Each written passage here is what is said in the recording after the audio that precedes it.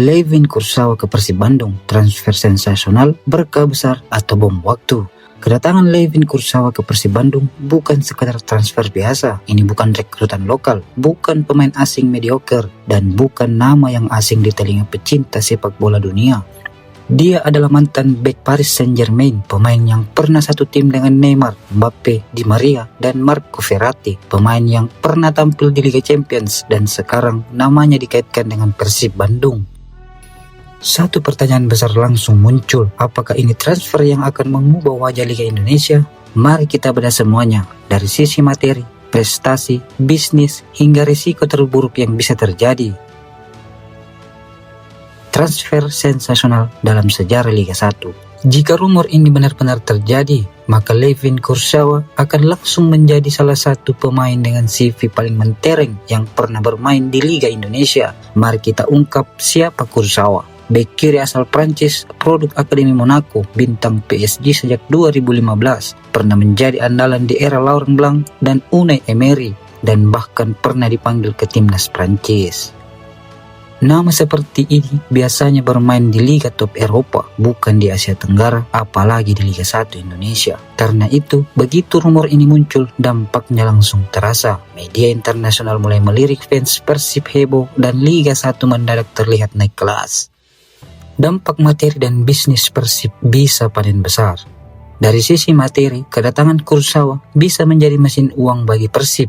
Poin pertama, penjualan jersey. Bayangkan jersey Persib dengan nama Kurzawa di punggung. Fans Persib di seluruh Indonesia, bahkan fans PSG dan fans Prancis bisa ikut membelinya. Efeknya, penjualan merchandise melonjak, brand Persib makin kuat, dan nilai komersial klub naik drastis.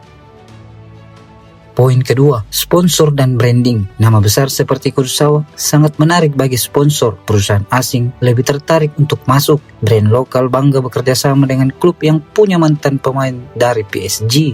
Persib bukan hanya klub bola, tapi berubah menjadi brand internasional. Poin ketiga, rating Liga 1 ikut terangkat. Liga Indonesia sering dipandang sebelah mata, tapi dengan kedatangan pemain level Eropa, citra Liga ikut naik. Media luar mulai meliput, nama Liga 1 mulai disebut di Eropa, dan ini efek jangka panjang yang sangat besar. Dampak teknis, apa yang bisa diberikan Kurzawa di lapangan. Sekarang kita bicara soal sepak bolanya. Di masa puncaknya, Kurzawa adalah bek kiri modern, cepat, agresif, kuat duel 1 lawan 1, dan rajin membantu serangan. Dia bukan cuma bertahan, dia sering overlap, crossing tajam, bahkan mencetak gol. Jika dia datang dalam kondisi bugar dan termotivasi, Persib langsung punya bek kiri terbaik di Liga 1. Pengalaman Liga Champions, mental juara, pemimpin di ruang ganti. Dia bisa menjadi mentor bagi pemain muda, menaikkan standar latihan, dan membuat level permainan Persib naik satu tingkat. Target juara Liga 1 bukan mimpi lagi. Persib bahkan bisa bermimpi lebih jauh untuk mendominasi Asia Tenggara dan tampil kompetitif di AFC Cup atau Liga Champions Asia. Dampak prestasi titip balik Persib. Transfer seperti ini biasanya punya satu tujuan utama, yaitu juara. Dengan skuad yang sudah kuat, tambahan Kurzawa bisa menjadi kepingan terakhir. Pertahanan lebih solid, serangan dari sisi kiri lebih hidup, dan lawan akan berpikir 2 kali untuk menyerang dari sisi itu. Lebih dari itu, mental tim ikut berubah. Pemain lokal yang satu tim dengan mantan pemain PSG akan berpikir, kalau dia saja mau main di sini, kenapa kita tidak bisa juara? Efek psikologis ini sangat besar. Persib bukan hanya kuat secara teknis, tapi juga kuat secara mental. Performa terakhir nyata, 3 tahun terakhir yang mengkhawatirkan. Sekarang kita masuk ke sisi yang paling menjadi pembicaraan kritis dalam transfer ini. Apa yang benar-benar Kurzawa lakukan dalam 3 tahun terakhir, bukan cerita masa lalu yang gemilang, tapi jejak nyata di lapangan. Meski nama besar, realitas performa Kurzawa dalam 3 musim terakhir jauh dari yang diharapkan. Dari seorang mantan bintang Eropa, data dari transfer market dan laporan media menunjukkan 2022-2023 ia dipinjamkan ke Fulham di Liga Inggris, tapi hanya 6 penampilan saja sepanjang musim itu, jumlah yang sangat minim untuk seorang pemain kelas dunia. Di musim berikutnya, setelah kembali ke klub induk, Kurzawa praktis tampil hanya sekali di musim tersebut, sebelum akhirnya kontraknya di PSG berakhir dan ia meninggalkan klub.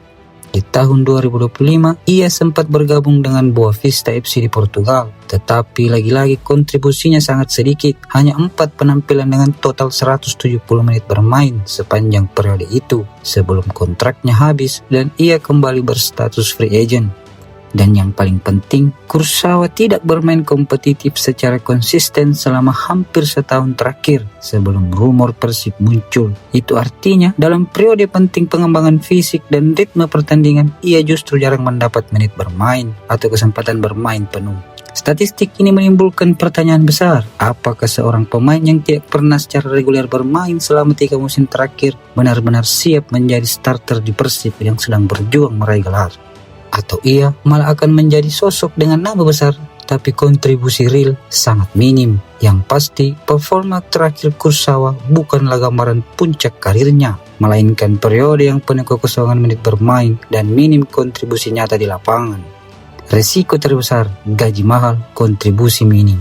Mari kita bicara jujur. Gaji Kursawa di PSG dulu sangat besar, walau sekarang pasti turun, tetap saja dia akan menjadi salah satu pemain dengan bayaran tertinggi di Liga 1. Kalau dia tampil bagus, semua worth it. Tapi kalau dia sering cedera, jarang bermain, tidak beradaptasi, bermain setengah hati, maka ini berubah menjadi transfer mahal paling sia-sia dalam sejarah Persib Bandung. Uang habis, slot asing terbuang, prestasi tidak naik, dan yang lebih parah, ini bisa mengganggu keseimbangan tim. Pemain lain iri, ruang ganti panas, dan performa tim justru turun.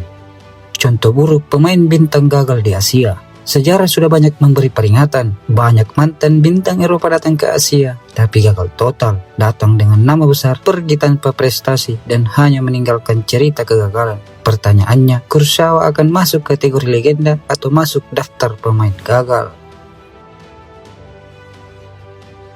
Transfer Layvin Kursawa ke Persib adalah pedang bermata dua. Sisi positifnya, branding Persib naik kelas, sponsor dan uang masuk besar, kualitas tim meningkat, target juara makin realistis, citra Liga 1 terangkat.